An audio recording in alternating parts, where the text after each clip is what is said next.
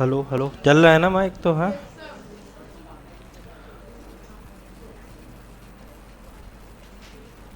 Composite numbers.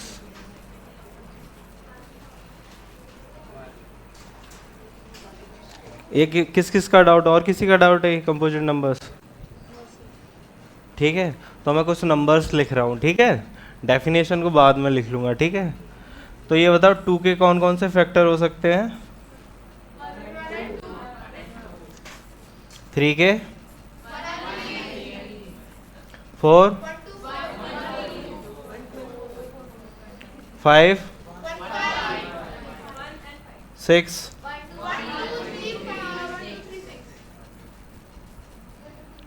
और nine के भी लिखे गए, नाइन, एट।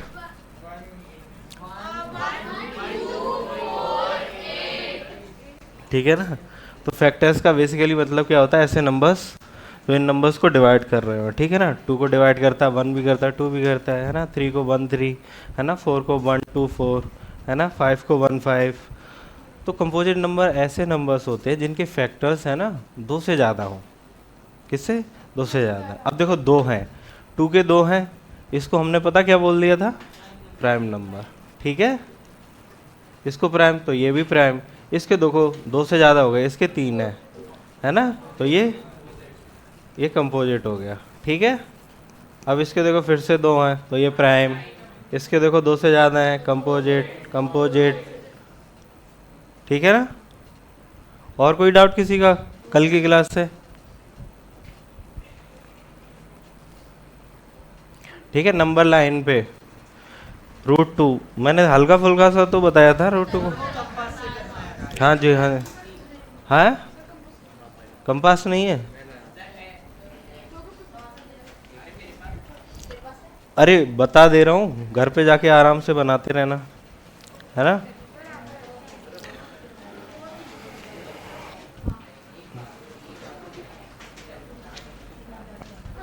देखो, पहले इसके लिए थोड़ा सा ये जानना जरूरी है। तो देखो हम करते क्या हैं। राइट एंगल ट्रायंगल के बारे में तो पता ही है, ये 90 डिग्री है ना। ये हमने बन लिया है, ये भी बन लिया है। तो हाइपोटेन्यूज क्या होता है? According to Pythagoras theorem, hypotenuse square is equal to, है ना। तो यहाँ पे परपेंडिकुलर कितना? वन। ठीक है, बेस कितना? वन। कितना हो गया? टू। ये हाइपोटेन्यूज स्क्वायर है ना। तो hypotenuse equal to root two, है ना। तो यही आइडिया बिल्कुल मुझे यूज़ करना, और समझ में भी आ रहा था कि अंडर रूट के अंदर क्या है? टू है। तो जब अंडर रूट के अंदर टू है तो हमने वन प्लस वन ही किया होगा, तभी आया टू, है ना। तो वही चीज़ है। तो क्या है कि नंबर लाइन देखो अब, ठीक है। ये मेरा जीरो है, ये मेरा वन है, और मैंने इस पे भी ये देखो ये वन लेंथ का लिया, ठीक है। और ये लाइन, ये कितना? Under root two. और मैंने बताया कि जब भी आपको किसी भी लेंथ का चाहिए होगा, तो आर्क चाहिए होगा ना, तो आप क्या यूज करते हैं? कंपास यूज करते हैं। उसको क्या करो, यहाँ पे फिक्स किया, यहाँ पे पेंसिल, या ना ऐसे ही तो नापते होगे ना, नोटबुक पे रख के, है ना। उसके बाद इसी डिस्टेंस पे आप सर्कल की तरह खींच दो, है ना। कुछ यहाँ पे कट करेगा, ये अंडर रूट टू, ठीक है। कुछ मेरा मैथ ज़्यादा फास्ट तो नहीं हो रहा है यार, धीरे धीरे चलूँ कुछ, है ना। थोड़ा हल्का सा धीरे चलो, ठीक है। समझ में आ जाया करो तो बोल दिया करो, ना आया करे तो भी बोल दिया करो, है ना। हाँ, अच्छा धीरे चल रहा हूँ, चलो। मुझे लग रहा है मेरी स्पीड सही है ना। ठीक है। अब देखो, इसी में अंडर रूट थ्री का देखते हैं। तो देखो, ये लाइन मैंने ऐसी करी है, परपेंडिकुलर लेने के लिए क्या है, इसके बिल्कुल ऐसा करके 90 डिग्री बनना चाहिए, है ना। तो ये देखो,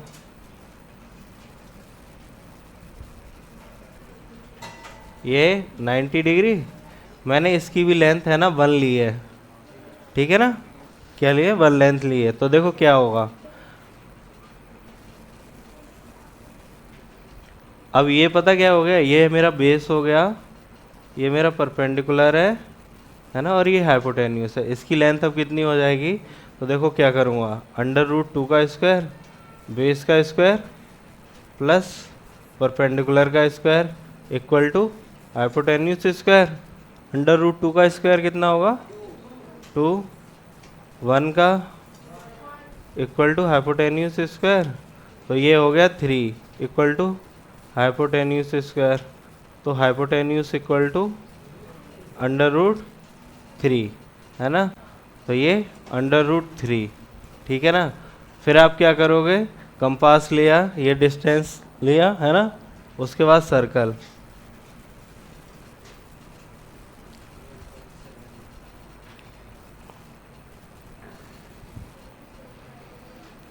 है ना।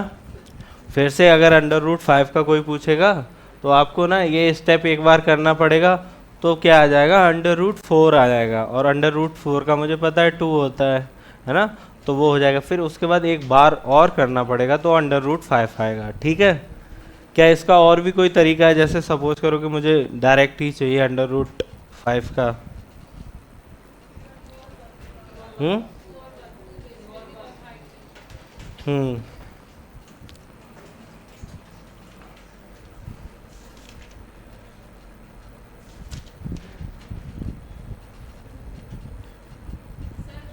हाँ जी, रू अच्छा रूट 3 सीधे, ठीक है, ये है रूट 3, ठीक है। मैं जर्नल करके दिखाता हूँ, बिल्कुल एक जर्नल है आपकी इस PW की बुक में भी दिया हुआ है, ठीक है ना। तो उसमें क्या है कि अंडर रूट के अंदर क्या है, अंडर रूट के अंदर क्या है कि मेरा कोई भी एक्स है, एक्स का मतलब आप कोई सा भी नंबर ले सकते हो, है ना। तो इसका देखो कंस्ट्रक्शन है, प्रूफ भी है ना। तो आपको करना क्या है कि इसके अंदर जो एक्स है वो तो आप डिस्टेंस ले ही सकते हो ना, ये एक्स सपोज करो ये 5 है या 6 है, तो वो आप स्केल से नाप सकते हो, है ना। फिर आपको क्या करना है, क्या हुआ, हाँ जी, बिल्कुल बिल्कुल, है ना, स्कूल में पढ़ाया गया है ये, अच्छा पढ़ा है। तो फिर देखो यहाँ से ये 1 सेंटीमीटर, सी ये 1 सेंटीमीटर मैंने लिया। फिर क्या करते हैं, ये जो भी लेंथ है ना उसका मिड पॉइंट लेते हैं, तो ये मिड पॉइंट कितना होगा बताओ,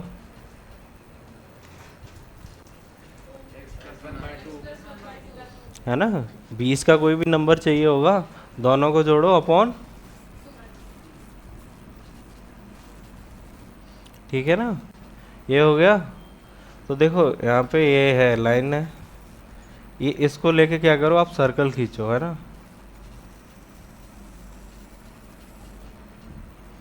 ठीक है, ये हो गया। तो ये जो लेंथ आती है अभी मैं दिखा दूंगा, ये जो है ये आता है अंडर रूट एक्स, और जब ये अंडर रूट एक्स है तो आप क्या करोगे, वही आप यहाँ पे रखा पेंसिल यहाँ पे, और ऐसे करके आप आर्क खींचोगे, है ना, वो कुछ आगे आ जाएगा, ठीक है ना।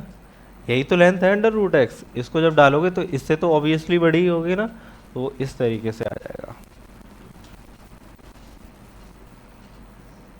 ठीक है। तो आओ इसका प्रूफ भी करें, या प्रूफ छोड़ें, प्रूफ का इतना कुछ है नहीं, या करने का है नहीं करना,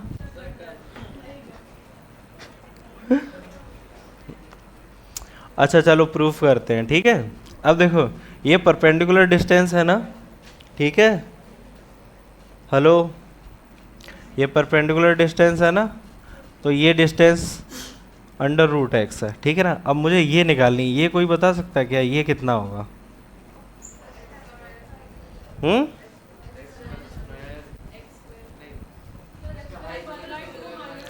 नहीं अभी आप ये कुछ भी मत देखो, ऊपर वाला कुछ भी नहीं है, सिर्फ इस लाइन को देख के बता, एक्स माइनस वन बाई, वो कैसे आया, आपने कैसे लिखा उसको? हाँ आपने सही बताया कि ये जो आएगा वो आएगा x minus one upon to आएगा। ये जो डिस्टेंस है ये छोटा सा, वो x minus one by two आएगा। कैसे आ गया?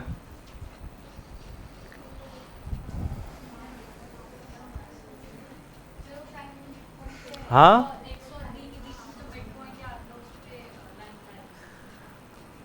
ये वाला पॉइंट, ये वाला, हाँ।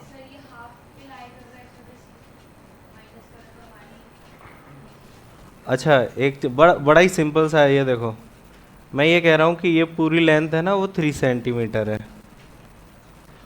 और मैं ये कह रहा हूँ कि ये जो लेंथ है इतनी वाली ये 1 सेंटीमीटर है, तो ये कितना बचा हुआ है? 2 सेंटीमीटर बचा हुआ है ना। तो आपने किया वो दिमाग में है ना? ठीक है। मैंने अभी क्या किया था कि ये पूरी लेंथ कितनी थी, एक्स प्लस वन, आधी कितनी हो गई, ये वन है, पूरी x plus one upon to है, तो ये बचा कितना? नहीं आया समझ में? अरे पूरा ये वाला जो लेंथ है वो यही है, x plus one upon to, उसमें से ये चाहिए, ये तो मुझे पता है ये वन है, तो ये मैं माइनस कर दूं, minus one equal to LCM, ठीक है ना? तो ऊपर भी two, x plus one minus two upon two equal to एक्स minus one one. Upon clear है? किसी को क्लियर ना हो फिर बताऊं? हाँ देखो, एक्चुअली में क्या है कि ये मुझे पूरी लेंथ पता है, यानी कि मुझे यहाँ से ये और ये मुझे पता है, ठीक है ना? वो कितनी है, सपोज करो कि वो 3 सेंटीमीटर है, ठीक है ना? लेकिन ये भी मुझे पता है कि ये वाली जो लेंथ है वो 1 सेंटीमीटर है, तो बचा हुआ होगा वो 3 - 1 ही तो होगा, मैं ये कह रहा हूँ, ठीक है? तो यहाँ पे क्या है कि ये वाली लेंथ है ना वो है x plus one upon to है, ये यहाँ से लेके ये यहाँ तक की जो लेंथ है वो कितनी है, x plus one upon to, है ना? अब देखो ये भी मैंने स्टार्टिंग में ये ली थी ना वन, है ना? ये मैंने वन, तो बचा हुआ क्या होगा, यानी कि मैं इसमें से वन माइनस कर दूं, यही तो होगा। तो एलसीएम लेंगे आप, तो x plus one minus two upon to, तो यही तो है x minus one upon to. अब क्लियर है? अभी भी लग रहा है क्लियर नहीं है?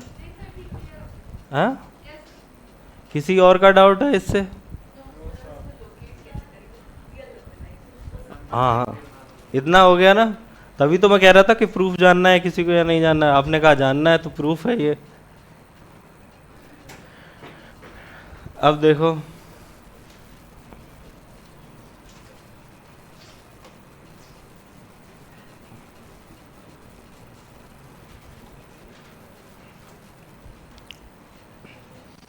ठीक है, तो देखो पूरा प्रूफ कर दूं उसके बाद मैं बता दूंगा लोकेट कैसे करना है, ठीक है? तो अब देखो ये वाली डिस्टेंस आ गई ना, ये वाली डिस्टेंस आ गई है मेरे पास, है ना? क्या ये है, क्या हुआ, कुछ तो हुआ, हंसे क्यों फिर आप? हम्म,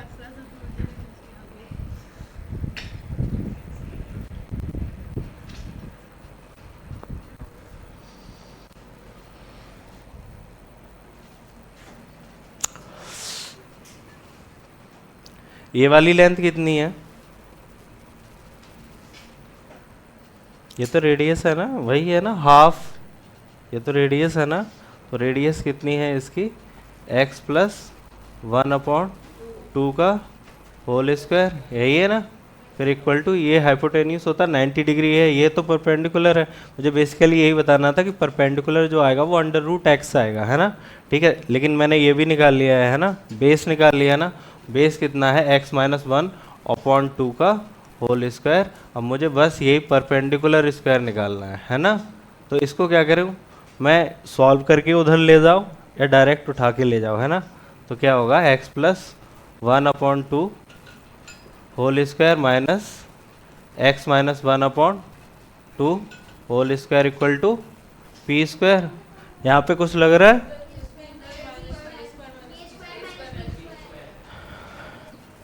x+1/2 माइनस x-1/2।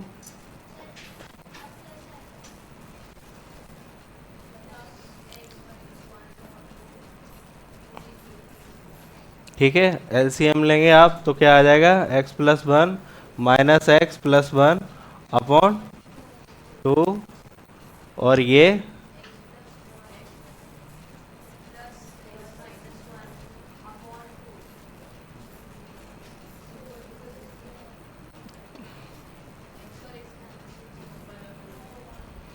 2/2 कितना हो जाएगा? 1।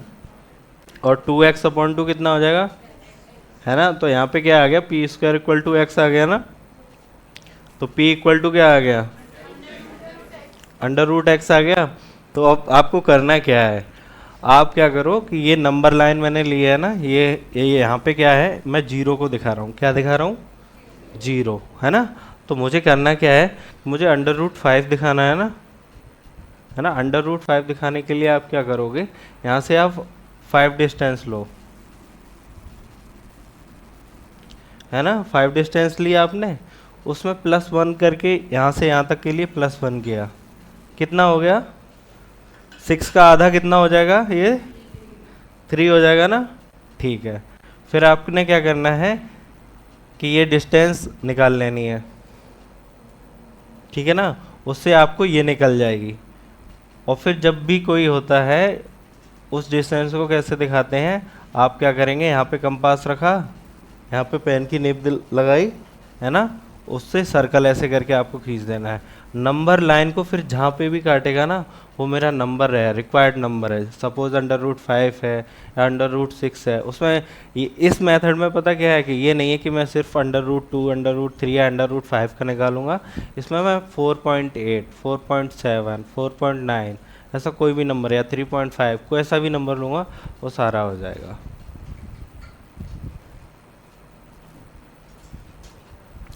Real numbers and their decimal expansions, ठीक है। यही शायद आज आपने पूछा था ना बोलने के लिए। चलो, तो सबसे पहले रेशनल नंबर्स का देख लें, डेसिमल एक्सपेंशन, है ना। रेशनल नंबर्स समझ में आ रहा है या नहीं आ रहा है, या मुझे ही सिर्फ समझ में आ रहा है? हाँ, आ रहा है ना पक्का? डाउट प्लीज़ पूछ लेना, हो सकता है कि मुझसे कोई पॉइंट छूट जाए, क्योंकि मुझे तो ऐसा लगता है ना कि ये बात तो बहुत छोटी है, तो हो सकता मैं ना बताऊं, पर आपके लिए वो बात बड़ी हो। तो पूछ लेना, है ना, कोई भी डाउट रहने मत देना। रैशनल नंबर्स, तो पहला सबसे पहला क्या था रैशनल नंबर्स में, कि जो डेसिमल के बाद क्या हो, टर्मिनेट कर जाए, है ना। वो हमने सबसे पहले एग्जांपल लिया था, सपोज करो 0.3 ही लिखा हो सिर्फ, ठीक है ना, ऐसे करके जो टर्मिनेट कर जाए। आप सपोज करो कि क्या लिखा हो, 0.45 लिखा हो, है ना, 0.768, ठीक है ना। ऐसे करके जो नंबर्स लिखे होते हैं जो टर्मिनेट कर जाते हैं, ठीक है ना। पहला पॉइंट तो ये हो गया। कैसे होते हैं रैशनल नंबर्स? टर्मिनेटिंग होते हैं। कैसे होते हैं? ठीक है, टर्मिनेटिंग होते हैं। और एक टाइप और है रैशनल नंबर्स का, जो टर्मिनेट तो नहीं करते हैं पर क्या करते हैं, रिपीटिंग होते हैं। हाँ जी, तो क्या है कि टर्मिनेट तो नहीं करते, नॉन टर्मिनेटिंग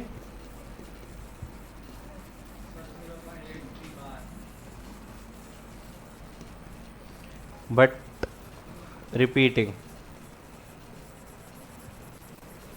ठीक है।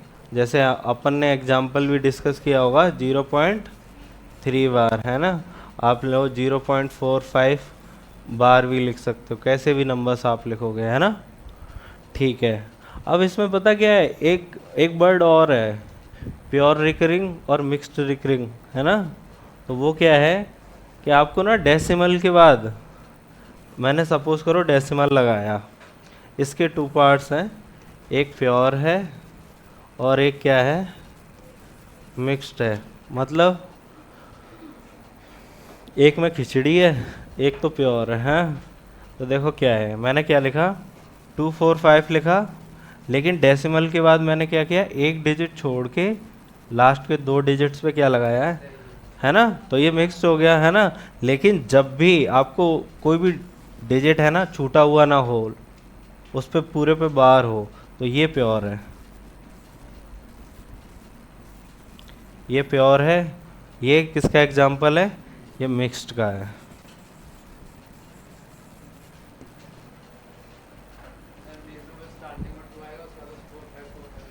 हाँ, आप कैसे भी है। और एक एग्जांपल लिख देता हूँ। सपोज करो कि मैंने ये लिख दिया 245 और 6, ठीक है ना?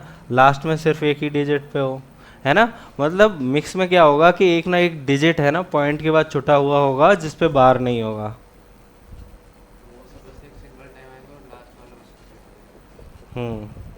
क्लियर है?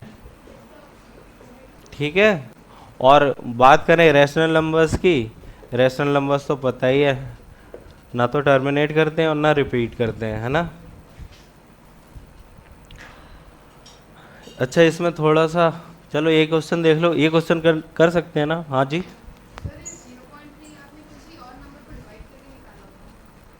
0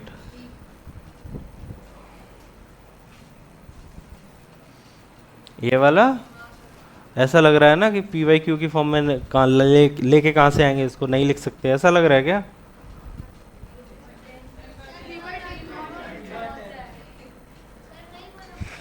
मैं यही तो बोल रहा हूँ, कभी कभी लगता है कि बहुत चीज़ें हैं वो आसान है। मुझे ये पता था कि ये मैंने क्यों लिखा है, क्योंकि ये 3/10 है। अगर मैं 0.03 लिख देता तो ये क्या होता, 3/100 होता, है ना? तो ये चीज़ें मेरे लिए आसान है। आपको कोई चीज़ समझ में ना आए तो प्लीज़ पूछ लें। ऐसा लगता है ना कि 0.3 के बाद तो 333 आना ही आना चाहिए, क्योंकि दिमाग में ये है ना कि मैंने 1 को डिवाइड किया होगा 3 से, तभी ऐसा आ सकता, वरना आ ही नहीं सकता। ठीक है?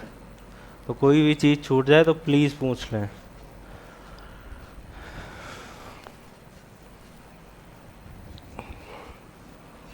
देखो, तो इस क्वेश्चन को कैसे करते हैं, ये क्या है कि आपको रैशनल नंबर्स दिए जाएंगे और उनको ये बोला जाएगा कि पी वाई क्यू की फॉर्म में चेंज करना है। ठीक है ना? अभी ये आसान सा क्वेश्चन है, ठीक है? हाँ।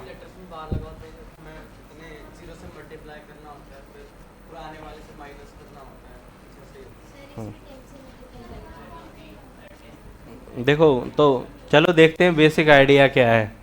तो मैंने ये कहा कि x इक्वल टू क्या है, 0.33, ठीक है? ये चलता हुआ जा रहा है। क्या मैं इसमें 100 का मल्टीप्लाई करके नहीं निकाल सकता क्या?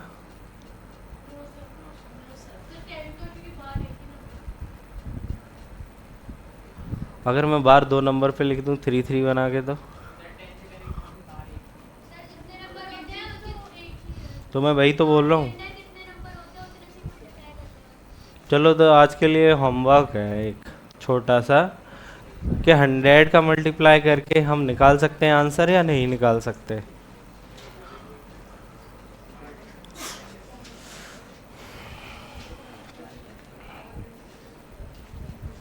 ठीक है।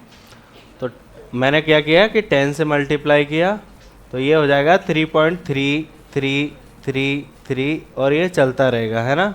फिर क्या करना होता है कि इसको इसमें से माइनस करते हैं, तो माइनस करेंगे तो क्या, 9x इक्वल टू, ठीक है ना, ये 3.000 ऐसे आता रहेगा ना। तो x इक्वल टू 3/9, तो ये 1/3। ठीक है। और एक आपका यहाँ पे एक ऑब्जेक्टिव पेपर भी होगा। एक तो ये तो आपके सब्जेक्टिव अप्रोच के लिए है। हाँ जी। हाँ, यस। आ सकता है ना? हाँ जी। सर अगर यहाँ पे 0.3 के बजाय अगर 0.003 होता तो फिर कैसे करते? 0., 003। तो 0 पॉइंट आप ये बोल रहे हो? सर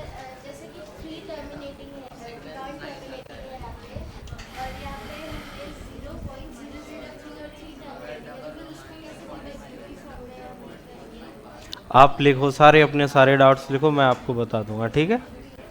ठीक है, ऐसा नहीं है कि मैं आपका कोई भी डाउट छोड़ूंगा, ठीक है? तो एक एक बच्चे ने तो निकाल दिया 100 का मल्टीप्लाई करके भी, निकाल लिया ना? ठीक है।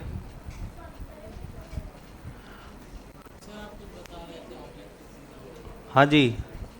हाँ, आपका अगर ये क्वेश्चन है ना ऐसा, आपके ऑब्जेक्टिव पेपर में आता है, ऑब्जेक्टिव पेपर भी होगा ना, तो उसके लिए देखो क्या है,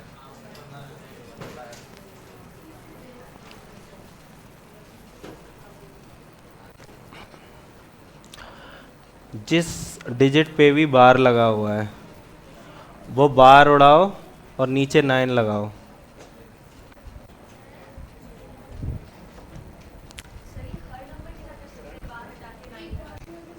अभी तक जितना मैंने ये बताया है ना, जो प्योर रिकरिंग नंबर्स है उनके लिए, और जो नॉन रिकर मिक्स्ड नंबर्स है ना उसके लिए भी बताऊंगा। इतना क्लियर है? जितने डिजिट्स हैं उतने 9 लगेंगे। हाँ जी, आप एक काम करो, एक क्वेश्चन और करते हैं, है ना? आप मुझे आंसर बताओ, उसके बाद फिर डायरेक्ट लिखेंगे, ठीक है? हाँ। हाँ जी, ये शॉर्ट ट्रिक है। देखो अल्टीमेटली देखो, शॉर्ट ट्रिक का मतलब देखो, सुनो सुनो, शॉर्ट ट्रिक का मतलब पता क्या होता है? किया हमने भी लेंदी होता है, एक एक स्टेप लिखा होता है ना। अब देखो आप क्या करो, ये 0.3 बार था ना, आप देखो 0.4 बार करो, या फिर 0.5 बार करो, 0.6, ये सारे करोगे ना सॉल्व, तो अल्टीमेटली आप पता क्या कर रहे होते हो, यहाँ पे 10 से मल्टीप्लाई कर रहे होते हो, है ना? और फिर x में से माइनस कर रहे होते हो, तो वो एक बार करो या 10 बार करो वो 9 ही आता है। और मुझे ये भी पता है जो इधर 9 होता है वो अल्टीमेटली फिर नीचे पहुंचा दिया जाता है। कोई शॉर्ट ट्रिक नहीं होती है, क्या होता है, सेम पैटर्न फॉलो कर रहे होते हैं। तो हम हर बार उतना क्यों करें, डायरेक्ट मैं ये भी तो लिख सकता हूँ कि मैंने बार उड़ाया नीचे 9।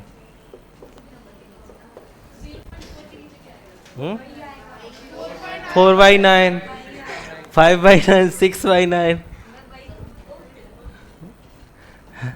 है ना? अब सपोज करो कि आपके पास ना 2 डिजिट्स लिखे हुए हैं ऐसे करके,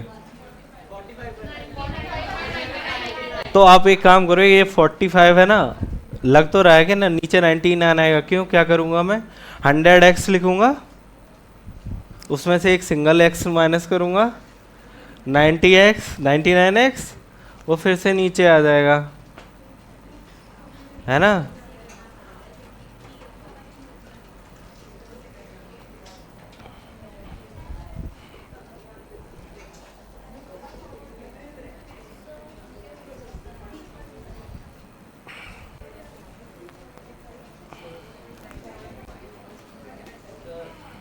हाँ जी, इसका दो, 1 मिनट के अंदर दो कोई जवाब।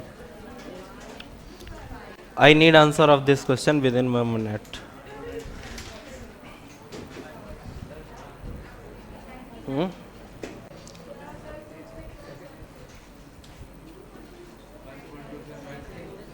वन, कैसी गंदी गंदी बातें कर रहे हो? क्या? 1 to 6,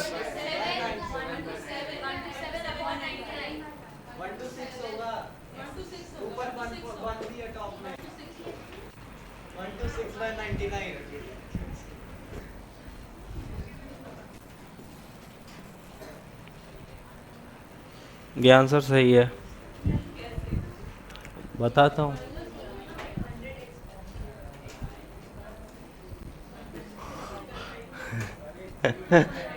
मैं बता रहा हूँ ना, आप मुझ पे यकीन रखें, मैं समझा दूंगा। मुझे और स्लो बताना होगा और गहराई में जाना होगा, मैं चला जाऊंगा। मैं पता है ऐसे अभी जो भी बता रहा हूँ ना, मैं ये सोच के बता रहा हूँ कि आपको मेरा समझ में आ रहा है। जब आप कह दोगे कि समझ में नहीं आ रहा है, मैं और धीरे धीरे इसको और मैग्नीफाई करके बता दूंगा, ठीक है? हाँ जी, बिल्कुल सही है। तो देखो ये क्या लिखा हुआ, देखो देखो, ये लिखा हुआ 1.27 ये लिखा हुआ है ना। पर मैंने एक एक ट्रिक तो पढ़ रखी है कि ऐसा कोई अगर ये ऐसा लिखा होता तो मैं इसको ये जरूर लिख सकता था, क्या 27/99। क्या ये नहीं लिखा हुआ है कि 1 प्लस 0.27 बार?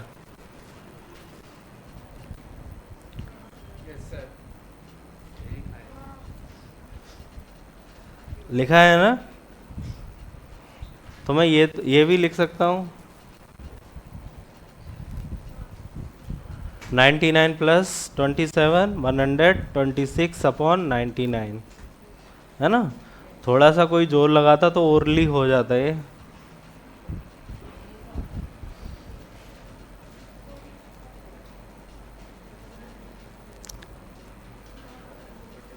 क्लियर है? ऐसा कोई है जिसको ना समझ में आया हो? नहीं आया? हाँ आ गया। ये कुछ पता नहीं चल रहा था कि आ गया, आ गया ये, है ना। अगला क्वेश्चन देखें क्या है। हाँ ये थोड़ा सा अच्छा है, बहुत इजी है ना। एनसीईआरटी में है क्या? है? अच्छा पिछले साल भी। ये कौन सा क्लास है, 10th है 9th है?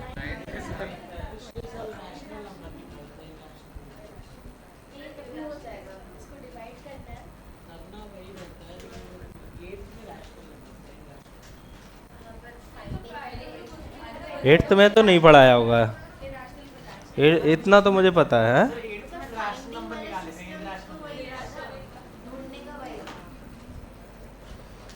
चलो ठीक है, बताओ इसके बीच में फिर कौन सा नंबर है। हम्म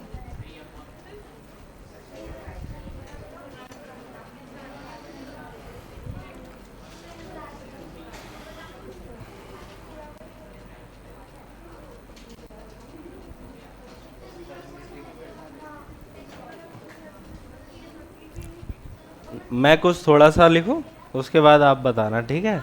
तो मैं देखो मैं क्या लिख रहा हूँ, 1/7।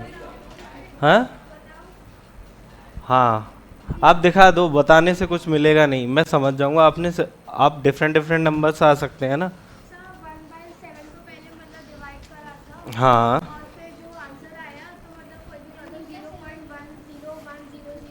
0.1010001000 हाँ वही जो कल मैंने पैटर्न बताया था, फैंसी सा पैटर्न, वही कर दो तो वो इरेशनल नंबर ही होगा, है ना। इसमें एग्जैक्ट आंसर थोड़ा ना बताना है, कि एक आइडिया होना चाहिए कि ऐसा नंबर होगा बस, है ना।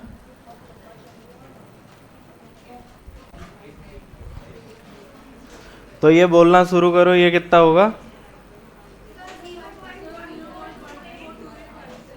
1 4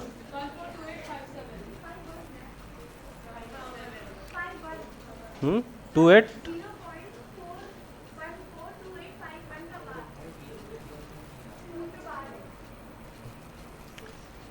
ठीक है ना, ऐसा कुछ नंबर आएगा ना। तो 2/7 भी लिख सकते हो फिर तो।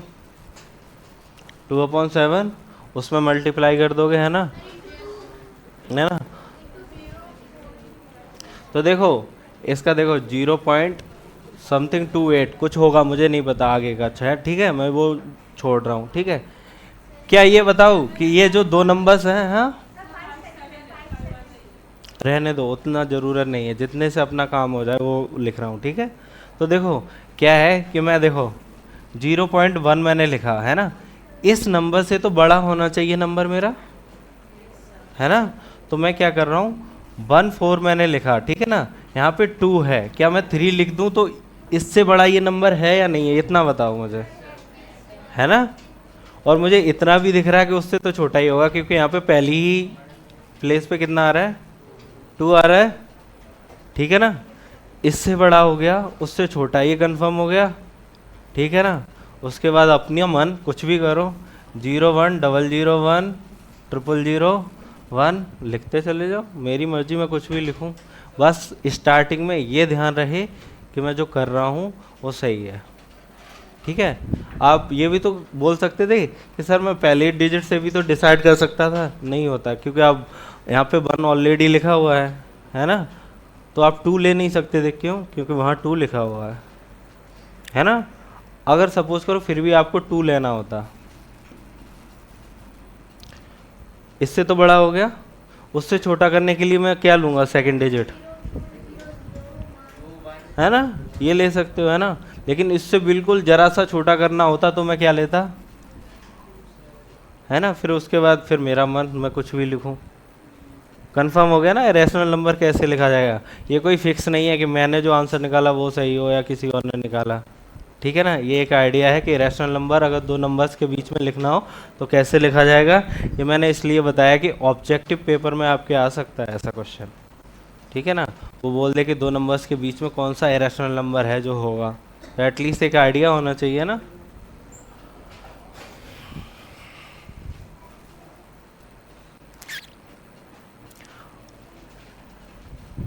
अच्छा, इरेशनल नंबर्स के एडिशन में तो किसी को प्रॉब्लम नहीं होती ना,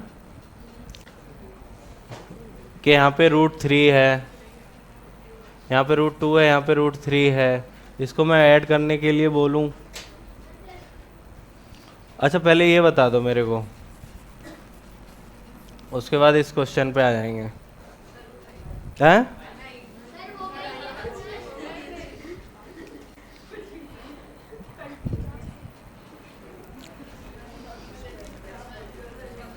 ये कुछ ऐसा है ना, 1 एप्पल प्लस 1 बनाना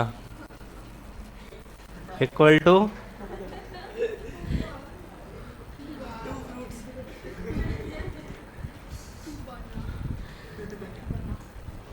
है ना। तो याद रखना है क्या है कि हम नंबर्स को जोड़ सकते, बिल्कुल सही बात है, पर क्या है कि √2 और √3 हैं क्या, ये पता ही नहीं है ना, रिप्रेजेंटेशन पता नहीं है ना, इरेशनल है ना। तो आपको क्या करना है, कभी भी ऐसी चीज़ें दिखें तो ऐसा ही लिखा रहने दें, है ना, उनको कंबाइन करके कृपया ना लिखें, ठीक है।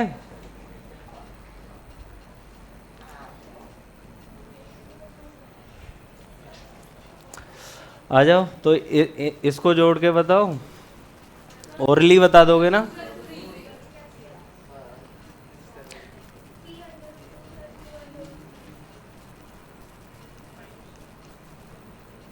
बहुत आसान आसान चीज़ें ली हैं मैंने, सिर्फ ये बताने के लिए कि अंडर रूट में अगर डिफरेंट, हाँ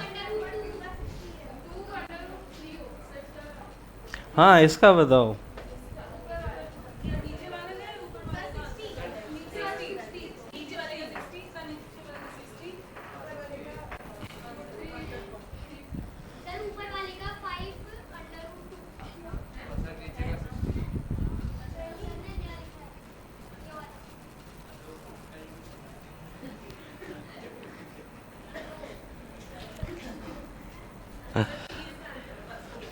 हाँ इसका कर दिया, इसीलिए बहुत खुश है ना। क्या करते हैं कि जब भी ये, इसका आंसर बताओ।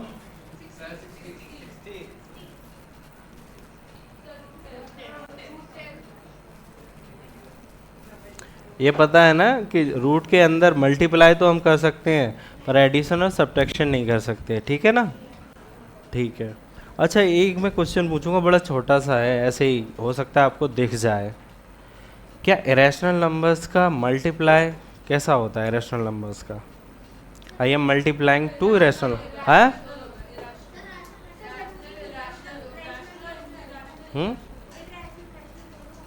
दोनों होगा, ये बच्ची से ये सोचो, देखो ना। हाँ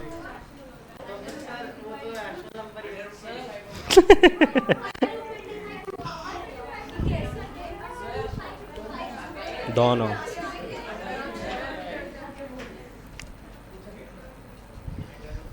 क्लियर है ना।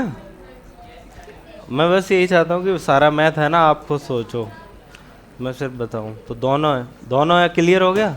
नहीं क्लियर हुआ तो फिर ये आपने ये भी क्वेश्चन नहीं किया होगा।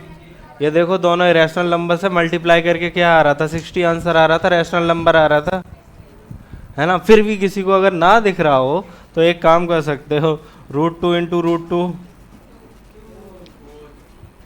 अंडर √4, और वो क्या होता है देखो दो इरेशनल नंबर्स का एक आंसर सही है। तो इतनी छोटी छोटी चीजें होती है मैथ में, और कुछ होता भी नहीं है।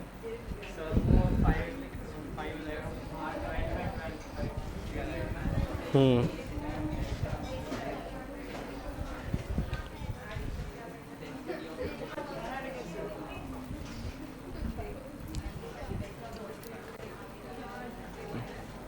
ये वाला, हाँ नहीं आ रहा समझ में। अच्छा करा नहीं, चलो चलो, उसको नहीं पता है तो बता। देखो क्या है कि अंडर रूट के अंदर नंबर्स लिखे होंगे, है ना। या तो आप अंडर रूट से बाहर निकाल लो, अगर आप नहीं निकाल सकते तो क्या करना है, जब आप जोड़ेंगे या माइनस करेंगे तो उनको वैसा ही रहने दें। समझ रहे हैं ना। ठीक है, आप सपोज करो ये लिखा हुआ, मैंने ये ऐसे करके लिख दिए दो नंबर्स, ठीक है ना। तो आप इनको ऐड नहीं कर सकते हो, सब्ट्रैक्ट भी नहीं कर सकते हो, लेकिन हम मल्टीप्लाई क्यों कर लेते हैं, ठीक है ना। मल्टीप्लाई सुनो, हम इसलिए कर लेते हैं कि अंडर रूट टू का मतलब ये होता है 2 रेज़ टू पावर, क्लियर। 3 क्या होता है, 3 रेज़ टू पावर 1/2, ठीक है ना। और जब पावर दो नंबर्स पे सेम होती है ना, तो क्या करते हैं, पावर उतनी ही रहने देते हैं, जिन नंबर्स की पावर उनको मल्टीप्लाई कर दिया। ये पढ़ा होगा ना आपने, ए की पावर एम बी की power M this is equal to A B की पावर एम।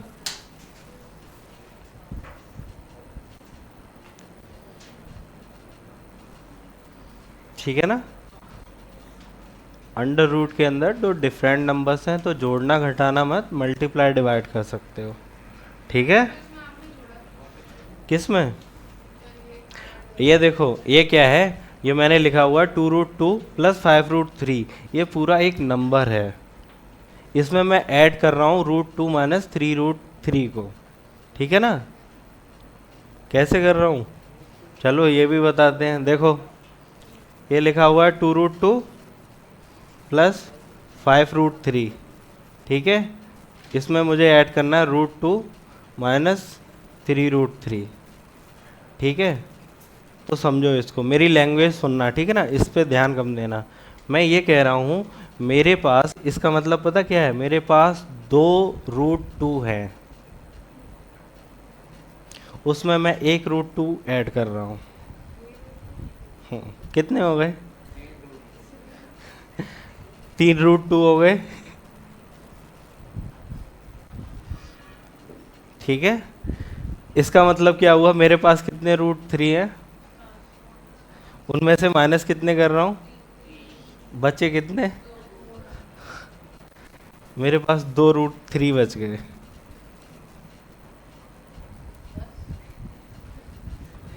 यही तो कहानी है, मैंने वो लिखा था ना, 1 एप्पल + 1 बनाना,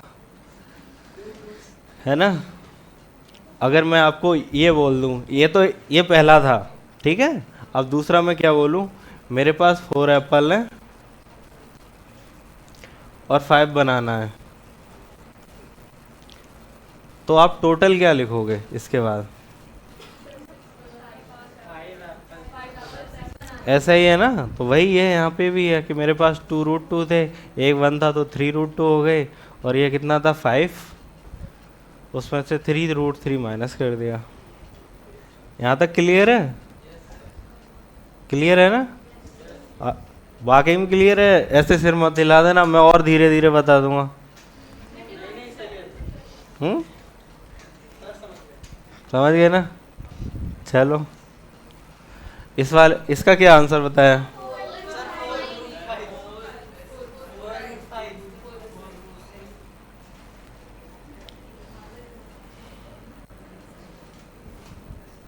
क्या हुआ,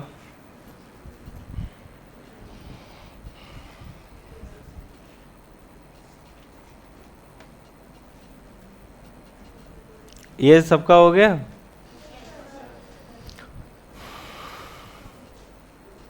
बताएं इसको, हो गया पक्का? दिखाओ।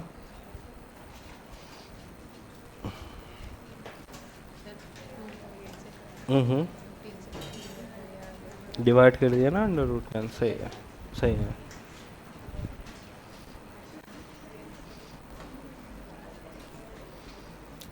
रैशनलाइजेशन,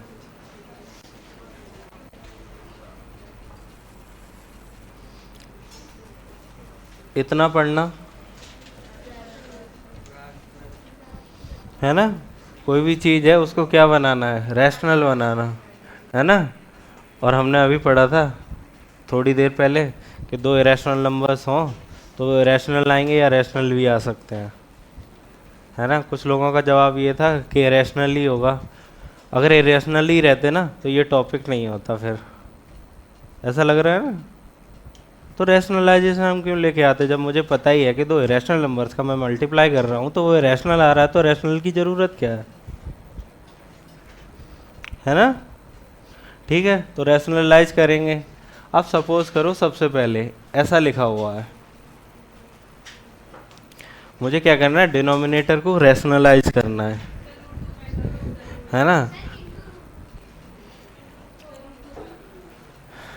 यहाँ पे √2, ऊपर क्यों √2 का मल्टीप्लाई करते हैं?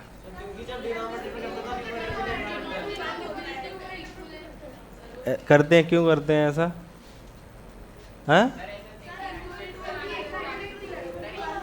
मुझे आपका आंसर सुना।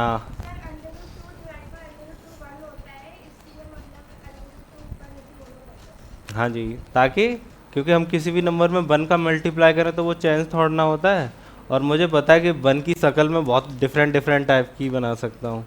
1 को मैं 2/2 लिख सकता हूँ, 3/3 लिख सकता हूँ, 4/4 लिख सकता हूँ, कुछ भी लिख सकता हूँ, है ना 1 को। तो बस वही किया हुआ है। ठीक है, तो ये क्या हो जाएगा, √2/2। ठीक है ना। इसके ये देखता हूँ मैंने कोई क्वेश्चंस लिए हैं या नहीं लिए हैं, नहीं लिए हुए हैं। चलो आपकी बुक से देख के बताते हैं।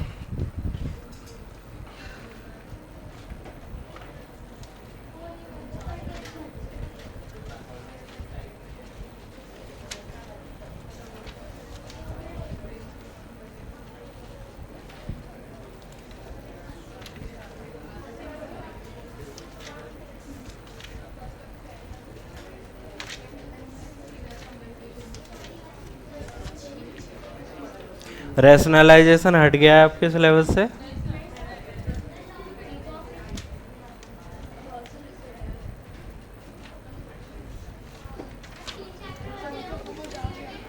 आपकी इस बुक में नहीं है।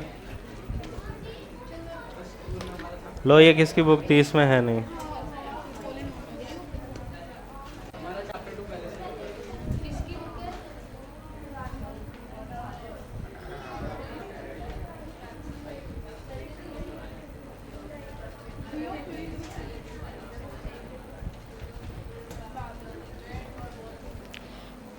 चलो मैं एक क्वेश्चन लिखता हूँ।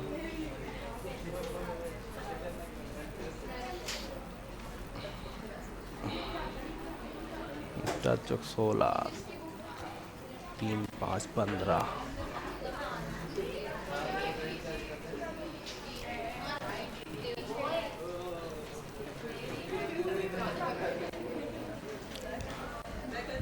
हाँ जी, कॉपी पे करो। इतना खुश क्यों हो रही है, पहली बार मैथ समझ में आया है क्या? ये क्वेश्चन सारे करें, आंसर बताएं।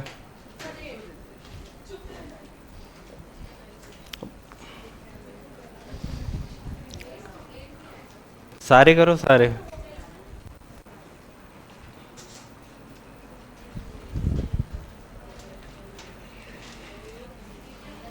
जब ये हो जाए तो ये भी कर देना फिर।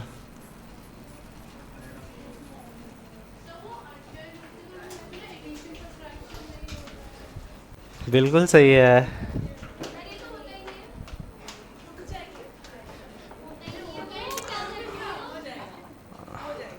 मैंने दोनों के नो कहाँ किया है, दिखाओ। अच्छा आपने क्वेश्चन देखा, मैंने लिखा है p equal to 4 - 3√5।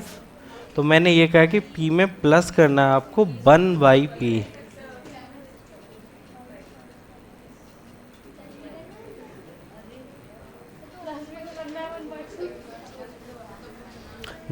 Where is your copy? Bag में डाल दीजिए मुझे। टाइम हो गया है क्या? हाँ सर। हाँ? आज तो लास्ट क्लास है ये।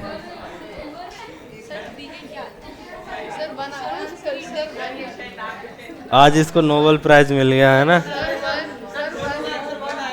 हाँ?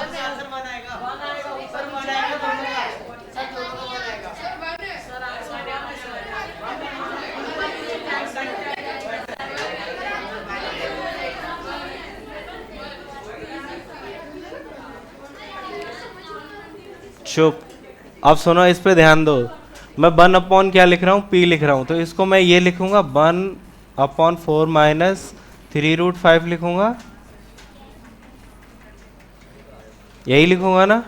क्या मैं इसको रैशनलाइज कर सकता हूँ? मल्टीप्लाई किससे करूंगा? 4 + 3√5। 4 + 3√5। पता है मैं ऐसा क्यों कर रहा होता हूँ? देखो क्या होता है कि a-b जब लिखा हो उसमें a+b मैं करूँगा तो क्या हो जाता है, a का भी स्क्वायर। तो स्क्वायर करने की वजह से पता क्या होता है, स्क्वायर करने की वजह से अंडर रूट हट जाता है। अंडर रूट हट गया तो नंबर रैशनल हो गया। इसीलिए हम ऐसा कर रहे हैं, रैशनलाइज करते टाइम क्या कर रहे हैं कि a-b और a+b की फॉर्म बना रहे हैं। ठीक है ना? तो ये क्या आ गया, 4 + 3√5 अपॉन में क्या आ जाएगा, 16 माइनस ये कितना आएगा,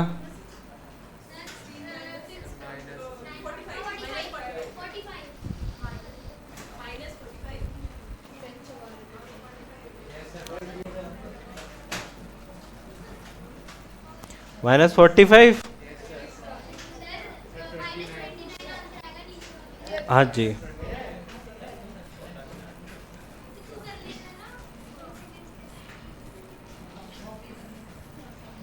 ठीक है ना?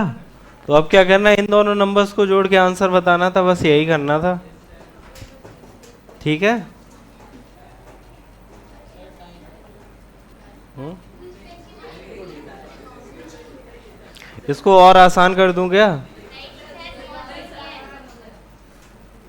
इसको थोड़ा सा और आसान कर रहा हूँ। एक मैं कैलकुलेशन थोड़ी हल्की कर रहा हूँ, ये कैलकुलेशन थोड़ी टफ हो गई ना। अच्छा आप एक काम कर लो, इसको ना मिटा के और छोटा सा नंबर कर दे रहा हूँ, √15 कर दूंगा। अब तो मुझे लगता है सबका आंसर आ जाना चाहिए। अब तो ओरली आंसर आना चाहिए। अब तो 8 आएगा ना, अब तो ओरली आंसर आ ही जाना चाहिए, है ना? तो फिर उसका क्या आएगा, p² + 1/p² का।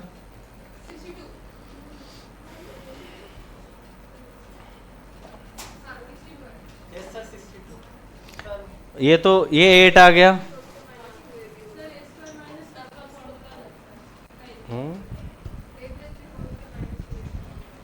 62 आएगा।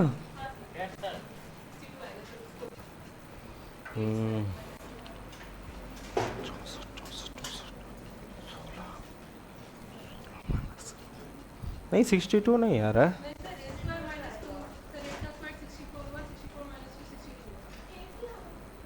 हम्म?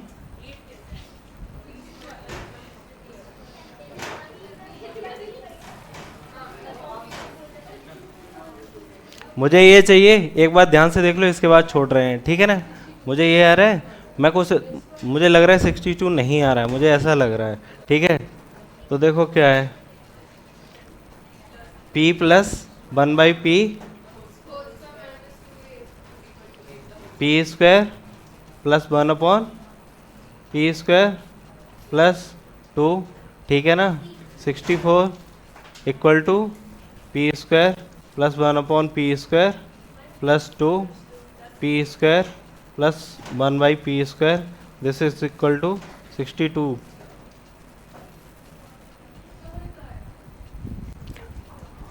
अगर मैं कह देता वही आंसर आएगा तो आपने सुनना था फिर, जिसको पता नहीं था।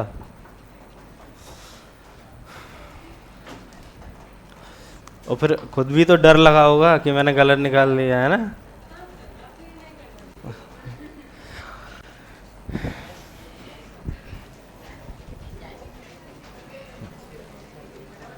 ये एक टॉपिक बच गया आज, बाकी में टाइम हो गया या मुझे चूना लगा रहे हो?